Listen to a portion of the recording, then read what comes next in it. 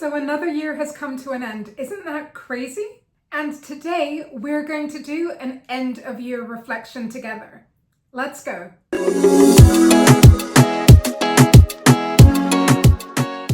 Hey lovely, welcome back to the channel. I am Gina Visram, career coach and content creator, and today we are going to be doing an end of year reflection. Now, dependent on when you were looking at this, the end of year might be the end of the calendar year, or it might be the end of academic years. So this really is for you whenever you need it, and we are going to do a wholesome, full, forgiving sort of end of year roundup so you can move into your next season positively and making sure that you are informed. So I know at this time of year, students can feel pressured. There is so much going on, especially if you're looking at this as an end of sort of calendar year reflection. And so really I wanted to start with an acknowledgement that that is how you might be feeling at this time. What I will say though is that is all the more important for you to take some time and do a reflection like this. Now, the end of any given year will come with a range of emotions. Relief, maybe some joy, maybe some anxiety. And so this will be a moment for you to really be holding space in the best kind of way so that you can appreciate what has come in this year, because even if you may have had some hard moments, there will be likely some things that you can appreciate, and maybe you haven't taken the time to do that. So that will be included as part of this session. And a really obvious thing that I'd like to highlight is that this is not about being hard on yourself. This is about reflecting on the good, the bad, and the ugly, and just knowing that we are all part of a journey, right? I am 20 plus years ahead of you on your journey, and this is still a really, really important process for me as well. So it's not at all about judging yourself, but about learning to appreciate your current self and your future self. And so part of this process, we're not necessarily going to focus on doing more, although if you acknowledge you need to do more, then that's fine. Also, part of it is about recognizing who you are and who you are becoming. So my lovely, let's talk about why taking this 20-25 minutes together is going to be really, really useful. And of course, you taking a little bit of time beyond. So reflection is incredibly important. And what I've noticed is that on a year-to-year basis, when you're going from one thing to the next, so you might be going from your upper school play to your exams, or you might be going from any range of things it is that you are involved with. That, of course, can be one of the joys of life, and we're very lucky if we can do that range of things. But sometimes the A to B to C to D to E means that we don't necessarily take a time to reflect. But in this moment, whether it is, as I said, the end of the calendar year, which is when I'm filming this, or whether you decided to click on this video in relation to the end of the academic year, it is equally valuable. And reflection is what will allow you to slow down and to acknowledge what went well, acknowledge what could have been better, and also to take a moment to think about what you are grateful about. And I know it can be tempting to just rush into goal setting without the reflection, but here's why you shouldn't. You may end up going forward with less confidence because you haven't acknowledged the great things that you have already done. You may also end up with less clarity because you haven't really established what really meant the most to you, what was the most important. And some of those most important things might be really obvious, but when you do a sort of clear reflection process, you may realize that there are some things which are less obvious that you don't want to let slip through the cracks. If there are things that you might not notice without reflection, you want to do that reflection so that you know that if it's a good thing, you can incorporate it in the year to come. And also, when you do your own reflection journey, when you take the time to do that, you end up with better goals because it's about you, right? It's about you. It's not just about comparison or what's popular. It's about what has meant the most to you. So with that in mind, I hope I've convinced you as to why reflection is important, and we can go ahead with this video and talk about some of the ways that you can do that really effectively. So let's start with reframing success beyond grades and achievements. And to do that, you need to expand your view of success. So why don't you take a moment to ask and answer these 3 questions. Number 1, what did I survive this year? What did I survive this year? Now that can be as big as something really significant to surviving a class with a teacher that you don't necessarily resonate with, right? It's your own life. But ask yourself, what did I survive this year? The big or the small? Make a note of that. Question number 2, what did I handle better this year than I would have before? What did I handle better this year than I would have done so before? And the nice thing is, if you make this a kind of really regular reflection practice, you'll get to see what that looks like year on year. But how exciting to start now, right? To think about moments this year that you sort of think, ooh, I had a little bit more grace or maturity or patience. I did that better this year than I have done in the past. So make a note of what some of those things are for you. And another question for you, and this one is related, is what did I learn about myself? What did I learn about myself in this last year? You see why I referred to this as noticing your success beyond your grades and obvious achievements? It's because some types of growth actually only happen quietly. They only happen in these sort of unsuspecting moments, and we miss them if we're only looking at certificates and grades and some of those really more obvious metrics when it comes to success. So by doing a reflection exercise like this, you are noticing those sort of really beautiful, significant moments that might get ignored or forgotten otherwise.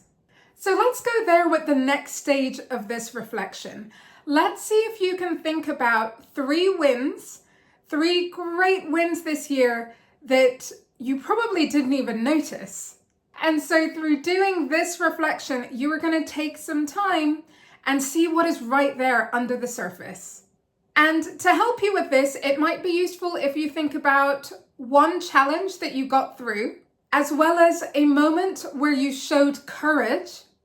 And don't forget to think about a moment in which you really supported yourself or someone else, right? A moment in which you really supported yourself or someone else. So have a real think through this and see what you come up with. Now remember, this isn't just meant to be a sort of nice to have, or you thinking, oh yeah, gee, those are some great ideas, I'll get to them another time. Like, pause the video, or if you're listening to this in audio, pause it and do those things and think about it in those 3 ways. And also feel free to let your mind just sort of expand as well and think about those real moments of success, those really significant moments that, because life is so busy, you would totally forget if you weren't giving yourself the grace and time and respect to do an exercise like this one. So you're back, right? You paused it, you took the time to do that. Remember that small wins count, right? Small wins count. Even what seems like the most insignificant of things, they absolutely count. And if you are comfortable to share and to inspire, then of course do feel free to comment below this video with anything that you are open to sharing. But of course, it's most important that you're doing this for yourself. Okay. So let's move into the last part of this whole reflection piece, and that is gratitude. Now, I've referred to it a few times in this video already, and it's so funny, like in recent years, gratitude has gotten a little bit of a bad rap, and I'm not entirely sure why. I guess it's because sometimes people do it in a really toxic way. But I mean, I don't know how I would get through on a day-to-day basis if I didn't notice the things that I'm grateful for. And so in case that's the same for you, this is a really, really important part of your end of year reflection. Now, remember, practicing gratitude doesn't mean that you aren't acknowledging what your struggles might be. Actually, they really, really go hand in hand, because whether it's a personal struggle or whether it's like a geopolitical or a socioeconomic one, right? Like, I'm here, you're here, we're doing this together. And in some neighborhoods, in some parts of the world, in some places, like, it really feels like the world on fire, because it is. And so we're out here like doing these nice little cutesy gratitude things, and it might feel that, well, it might feel unfair. It might feel unequal. It might feel like, well, why do I get a chance to be so grateful for all of these things while, you know, my friend, my sister, my brother, my fellow human being down the road or across the seas doesn't really have that. But again, you know, my gosh, there are two sides to every coin, right? And I would actually say, do you know, it's partly because of how much more injustice we're seeing and how much more of all of that, then it becomes even more important to highlight the things that we're grateful for, recognizing that nothing is black or white. It doesn't mean that people who have it good in some spaces don't have struggles in others. Yeah, this is one of those things that, like, it's really, really big, but also, like, it can really get in your head and stop your progress, right? If you sort of think, oh, well, because there's all of this injustice going on, then, you know, I don't want to be out here not recognizing that. Actually, your gratitude practice is quite the opposite. It is reflecting on your benefits and your privileges and the things that you have that you can move forward with. And what I would say is, if that has even just sort of been in your mind, right? If you've even thought in that way, then actually it means that you're one of those people that are probably destined to be making your world and your community and your space a better place, even if you can't immediately see how that's possible.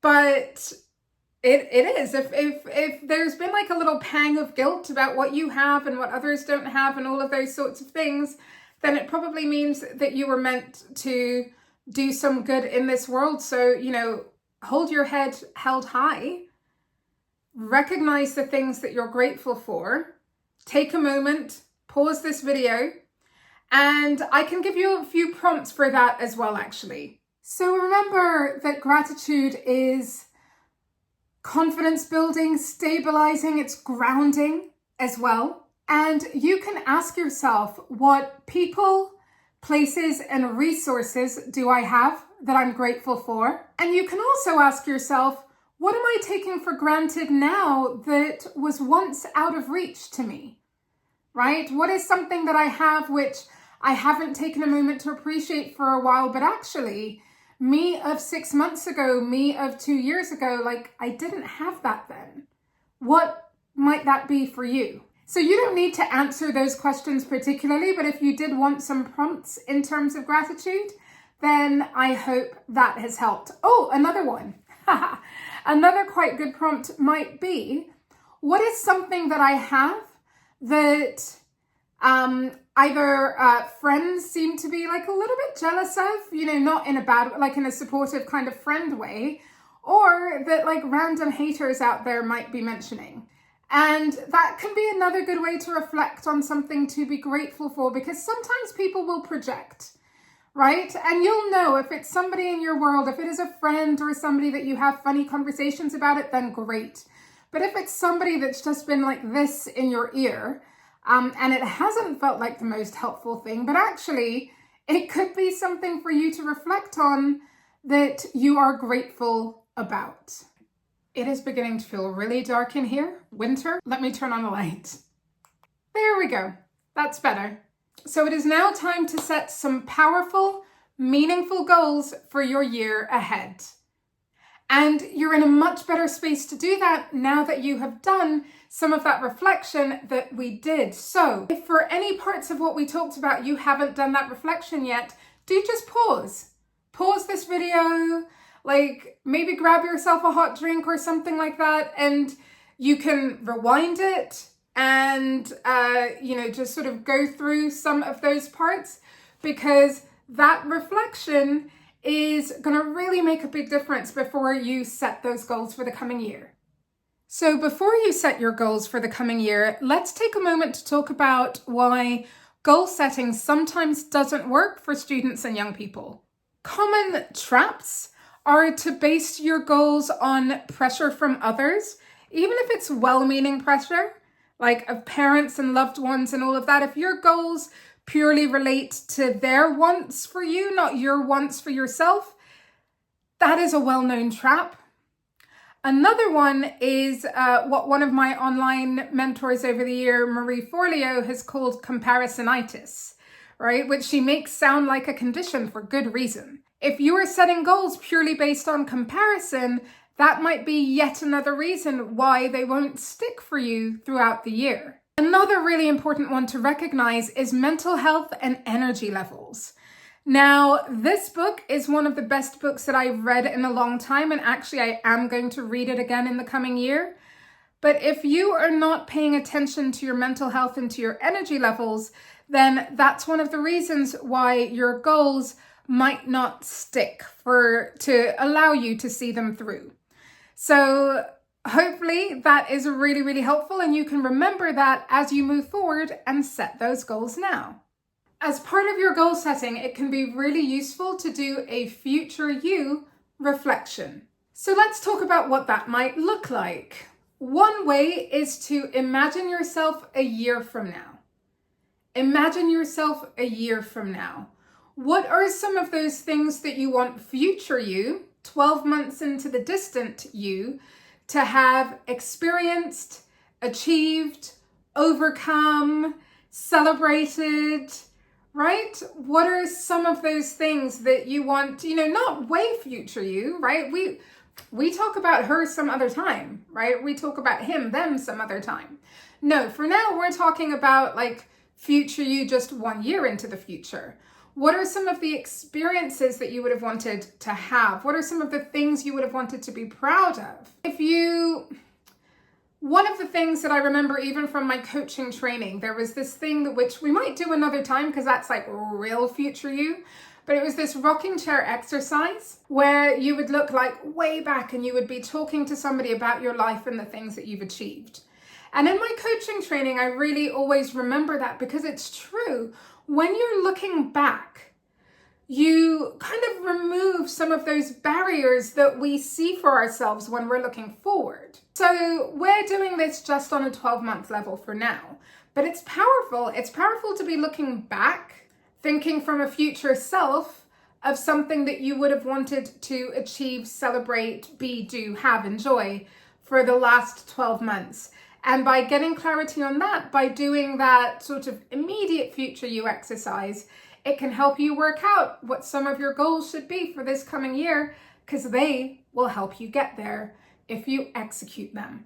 And actually, as part of that sort of immediate future you reflection, why don't you sort of reflect on what might make you calmer, right? Like, it's funny, this has been one of those years I feel where I've started to get back into dance a little bit. Dance is one of those things that for me, I know that it's good for my soul. And I haven't made it back into a dance class yet. I will do that. But I have had like a couple of months of being really good at doing Zumba or some form of other, just kind of dance, some kind of movement in the morning to begin my day. And I've done that really fairly consistently for a couple of months, and it feels amazing.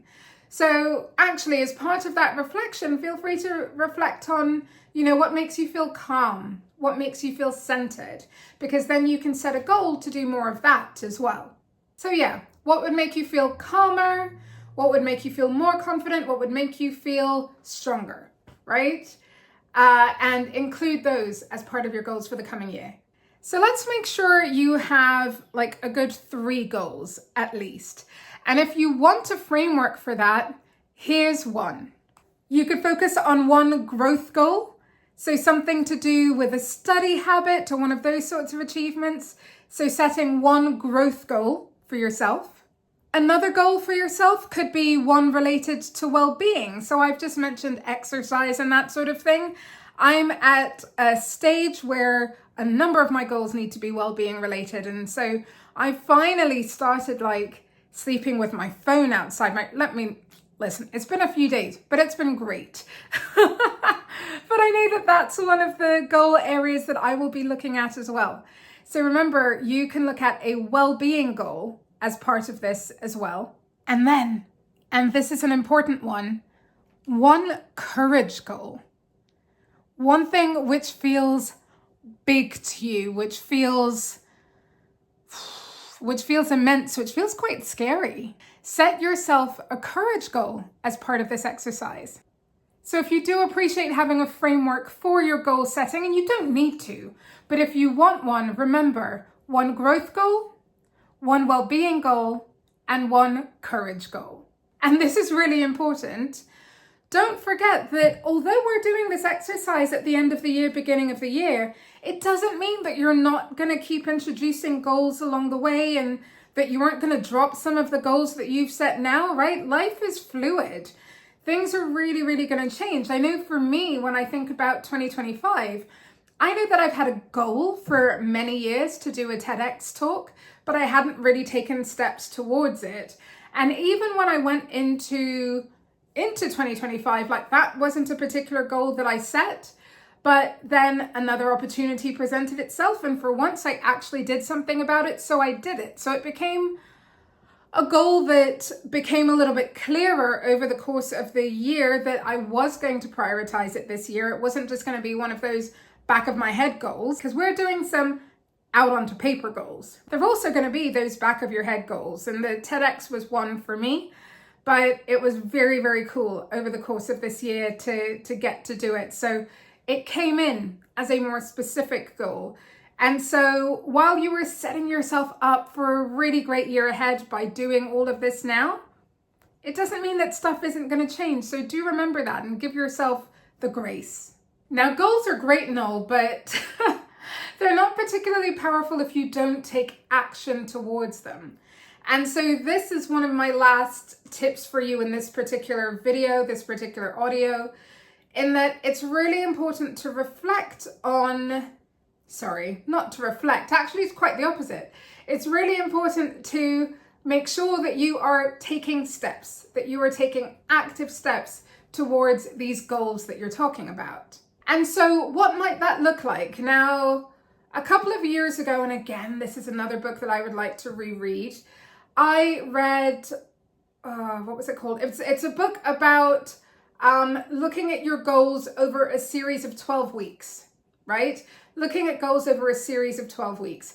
Now, as a student, you might not want to do 12 weeks necessarily, or like an arbitrary Q1, Q2, Q3, Q4, 12 weeks. You might want to look at it in semesters or terms, depending on what's relevant for you. But there's something about not just looking at a whole year in its entirety, but actually looking at what are the moments, am I going to have check-ins every month, every 2 weeks, that I know what action I'm taking towards this specific goal? That's what really starts to move the needle from sometimes big ideas to things that you're actually going to make happen. Now, one of mine for 2026 is actually likely to relate to writing another book. I wrote and self-published a book sort of 12, 13, 14 years ago now, maybe. And I am going to be, not 14 years ago, but I am going to be looking at another book project in relation to work experience. And I know that that's one of those things that it's a big thing. So I'm really going to need to break it down and look at what those incremental actions are. So as a student or even as a graduate, you might have some of those things. It might relate to your grade potential. It might relate to something else. But you know that you're going to need to take those small steps along the way to actually get there. So break those actions up into small periods or small steps or related to your modules, whatever it is, dependent on what the goal might be. but making sure that you're actually taking the actions, that's going to be the game changer. Otherwise, they're just some nice, pretty goals that you've written down for the coming year. What I will say about action, though, is remember that sometimes action is slow, sometimes it is gentle, right? That's certainly what I'm telling myself in terms of my business growth. I'm telling myself that some of the actions that I've taken in the past over a decade have been slow and have been gentle, and maybe at some point soon there will be like this sort of cumulative snowball effect, right? So yeah, remember that even the slow, gentle steps should be recognized. And something that I hope is really going to help you, especially if you live in the camp of, oh, well, I need to have motivation, Gina. I need to have motivation before doing these things. Please remember that motivation often comes after you start, right? It's about creating the habit and taking the steps, and then the motivation will come. It's also like the whole cycle between courage and confidence. Sometimes we really are waiting for the confidence to do something, but actually it's the courage. It's having the courage to do it that builds the confidence. So, I mean, if you ever want me to do a topic on that a little bit more widely, please let me know. But for now, in terms of your goal setting and you're taking actions, either big or small, significant or gentle actions, I hope that you will remember that sometimes the motivation comes after the fact. The motivation comes because you have done a certain type of study and you happen to get a great outcome, or you saw some sense of progress, or you just felt good about doing it. And then the motivation exists a little bit more because of the action that you already took. And I think for many of us, often we can get caught in a trap of thinking that it needs to be the other way around, that we need this sort of download from the universe to inspire us, as opposed to recognizing that actually our actions are what will inspire us, and then it becomes a little bit easier. So some last thoughts for you before you go forth and enter the new year with some amount of gusto is to remember that you are not behind, that you are running your own race. I know that sometimes where we're in environments with lots of other people, it can feel like that sort of comparisonitis. But if you remember that life can be so much more joyous when we're doing our own thing, so hopefully that will help you. But yeah, you're learning and you are allowed and encouraged to grow at your own pace. And again, I know that when you're in school and university settings, sometimes it doesn't feel that way. But yeah, remember, this journey, all things being well, is a long one. So your timing might not always align with others. But if you can be forgiving of yourself and ready to go again and keep learning, then that will be really positive for you. This will all become a much more positive experience. So, will you please take a minute, if you've made it to this part of this content, can you take a minute to comment with one thing that you were proud of from this year, and also one intention. So one thing that you were proud of and one intention. Please do comment below. That would be amazing. And within all of this, remember that you don't need to become somebody else in the next year. You are just better placed to become more of who you are. And that really can evolve throughout our entire life. So yeah, becoming more of who you are and who you want to be, that is always the goal. And I hope that this has been a good resource for you in that process. Enjoyed this video? Don't forget to like, comment, subscribe, and make sure that you come back for another video soon.